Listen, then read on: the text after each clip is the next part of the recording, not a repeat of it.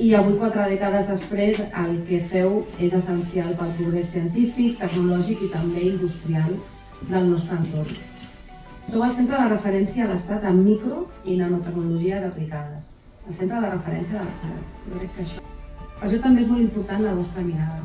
La vostra mirada que dèiem abans d'anticipar, aquesta mirada d'anar amb les llums llargues, amb aquests 40 anys. Què farem d'aquí 40 anys? On volem posicionar la institució d'aquí 40 anys? A veces Europa se considera el centro del mundo y quizás en las últimas décadas nos hemos dormido en un laurel. La inversión en ciencia en la Unión Europea es del 2,2, en Estados Unidos es del 3,5, en China ya se va a superar el 5 este año, inversión en porcentaje del PIB, con lo cual estamos lentos, ¿no? Pero en fin, reaccionando. En el caso de España estamos en el mejor momento, en el momento donde más inversión en ciencia ha habido en la historia de nuestro país. Esto es así, es muy importante, siempre estamos con esta cosa, además en el CSIC, de sospechar que esto puede ser flor de un día, ¿no? Y que quizás esto no sea sostenido en el tiempo. En todo caso, se está haciendo un gran esfuerzo y esta es algo por la que los científicos estamos muy agradecidos y también muy esperanzados.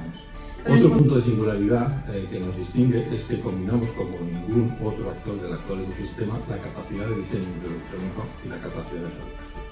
Eso nos permite tanto apoyar las actividades de impulso al diseño en nuestro país, gracias al perpetuo movimiento de los semiconductores, pero también seguir insistiendo a que una economía que está entre las 5 primeras del mundo debe seguir explorando la atracción de cierta capacidad de fabricación, para que sea posible que al inventen ellos no les suceda que fabriquen ellos. Centros como este son claves para avanzar en un modelo de sociedad basado en el talento, la innovación y la transferencia del conocimiento.